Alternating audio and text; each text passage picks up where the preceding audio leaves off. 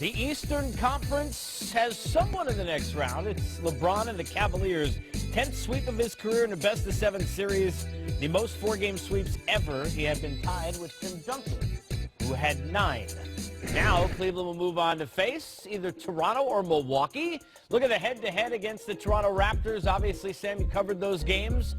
What does Toronto present for Cleveland specifically? Well, I think with the additions of Serge Ibaka and P.J. Tucker, they have versatility now. They can match down a little bit better when it comes to Cleveland, when they go to that small lineup that gives teams so much trouble.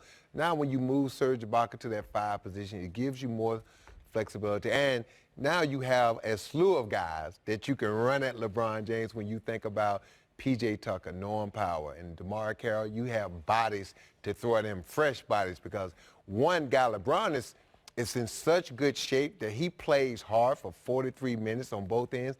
One guy can't play at that pace as physical as he is, so you need 2-3 guys to rotate those guys to keep fresh bodies on him to try to wear him down. You know, the other thing is, Vinny, when you look at the Cavaliers and the issues they had during the year, they were defensively.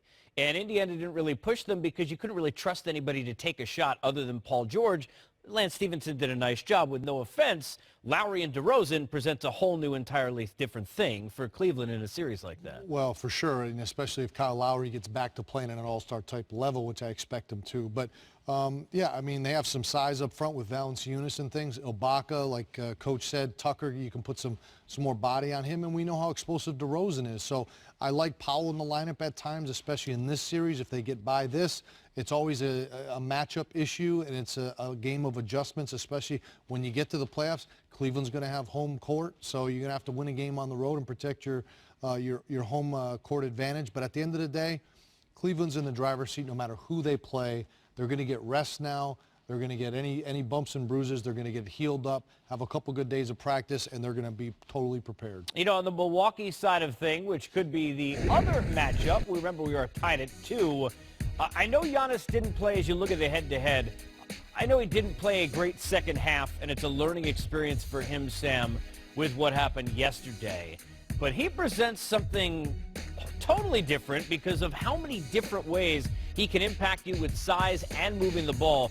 What does he do to a team like Cleveland who's had those matchup issues in the past this season? Well, the problem with him, man, how long he is and how physical, and the fact that he's now a primary ball handler. When he gets to rebound, he is almost like John Wall, but he's a one-man fast break at 7 feet tall with 8-foot arms. Airplane wingspan, just coming right? at you. And the thing about it, and it's really no one that you can match up with him, because the only guys you have are your big guys, and they're too slow and not athletic enough, and your small guys are too little, because what he's doing now, he's so quick and agile. He spins off those little guys that try to get up on him, and once he unfolds, he's in the basket. So I think for Cleveland, they're going to kind of play him like Toronto is doing with him now.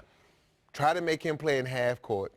Show him bodies and make him a jump shooter. You can't let him get down here, and make him a volume scorer. If you go back and look at this series, whenever he takes 20, 25 shots a game, that's when they struggle. He is better when he's taking 12 to 15 to 17 shots a game, because that means other people are getting involved, and he shoots a high percentage most nights. But when he takes 20-plus shots, now he's at that 7 for 20, and that's not his type game.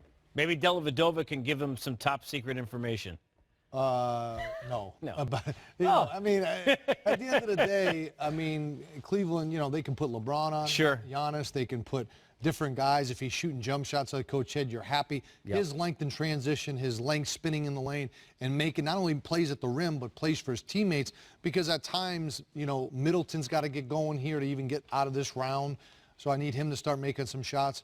But great experience for Milwaukee either way.